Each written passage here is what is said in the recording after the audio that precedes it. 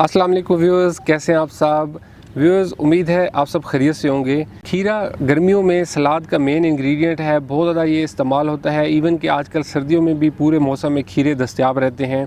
Plastic sheet के cover में इनके पौधे लोग ग्रो करते हैं जो कि मार्केट में अवेलेबल होते हैं।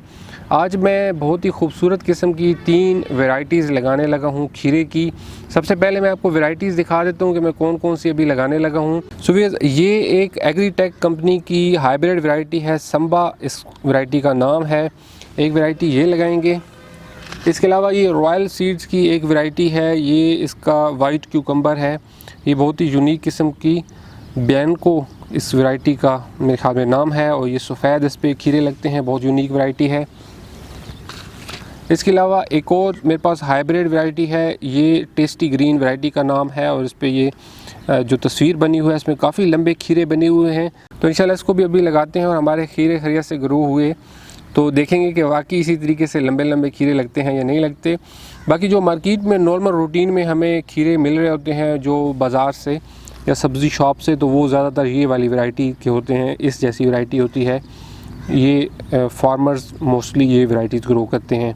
तो अभी तरीका मैं ये कर रहा हूँ कि ये मैंने 6 जो है वो कप्स हैं मेरे पास, तो 2-2 सीड हर उसमें लगाऊंगा, और इस तरीके से 2-2 जो पॉट्स हैं उनमें एक एक वैरायटी लगाऊंगा।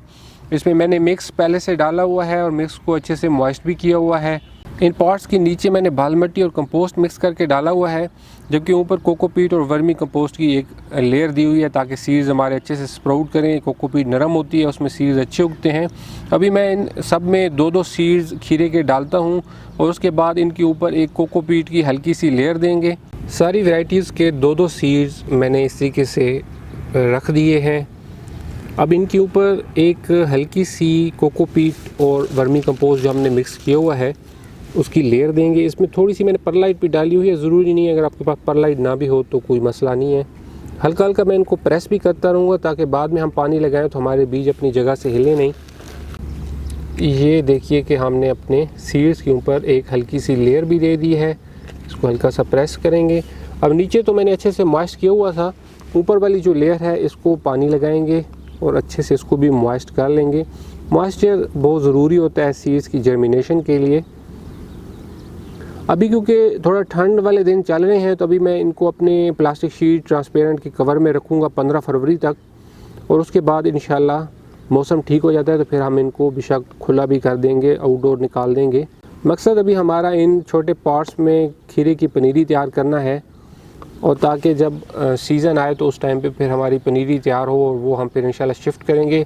तो चैनल को व्यूअर्स ज़रूर सब्सक्राइब कर लीजिएगा। शिफ्टिंग की जो डिटेल्स हैं वो भी इंशाल्लाह मैं आपके साथ शेयर करूँगा। हमारे अल्लाह ने किया और खीरे के जो ये बीज हैं ये अच्छे से ग्रो हो गए। तो सो व्यूअर्स, ये हमने अपने खीरे के जो बीज हैं वो 3 वैरायटीज़ के लगा दिए हैं। आप भी अगर अभी अपने समर सीज़न के जो वेजिटेबल्स हैं उनको लगाना चाह रहे हैं तो लगाना स्टार्ट कर दें।